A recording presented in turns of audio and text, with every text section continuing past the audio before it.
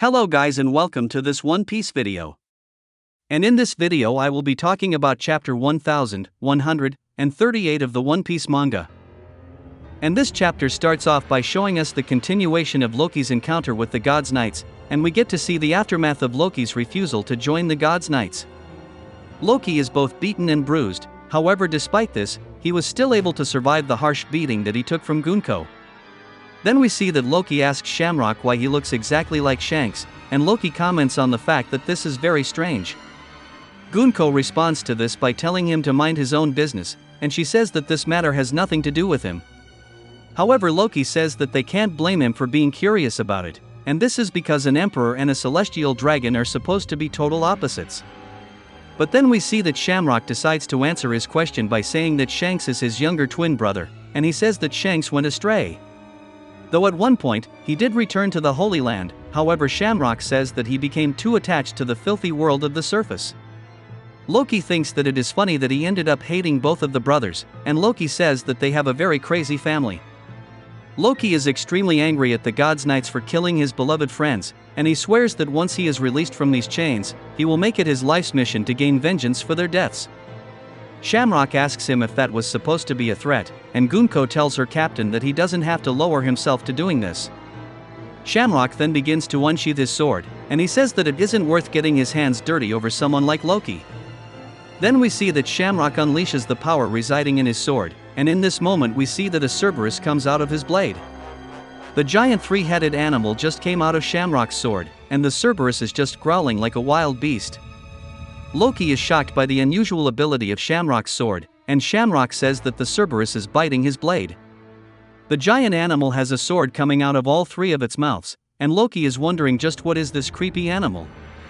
Gunko tells her captain that it is time to clean up and move out, and we can see that Shamrock orders his sword to scramble. While the hellish beast is getting ready to attack Loki, we see that Shamrock flies away while riding on a plane that was created by Gunko's devil fruit. And while he is flying away, Shamrock tells Loki that he is free to hunt him down anytime, and he tells Loki that he will fight him if he is able to survive this attack. Loki thinks that this has to be some kind of joke, and he knows that if that thing gets him, then he will definitely be dead. And then in the next page we see that the sword stabbed into Loki's chest. And while he is getting stabbed by the three swords, we see that Loki is cursing the celestial dragons, and Loki is screaming out in pain. And then we see that Shamrock tells Gunko that it is time to move on to the next phase of their plan, and this plan will be to take the giant's children hostage. And Shamrock is saying that they will need one more person in order to carry out this plan.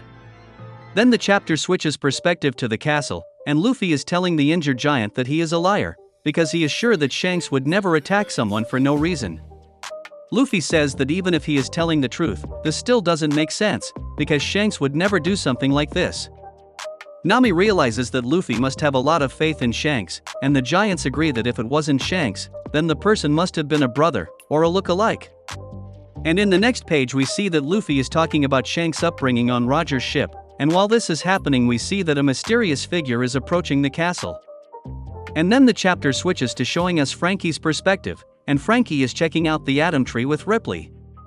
Ripley says that she had no idea that the wood from the Atom Tree was so expensive, and she thinks that she should maybe consider selling some of it on the side. However, Franky suddenly noticed that there is a piece of graffiti on the World Tree, and Ripley informs him that this graffiti has enormous historical value, and this is because it dates back to the Void Century. However, Franky thinks that this drawing is very out of place for the country of Elbaf, and this is because it is unheard of for so many different races to cooperate on this scale. And Ripley says that this is the reason why she thinks that it is probably just some kid's dream.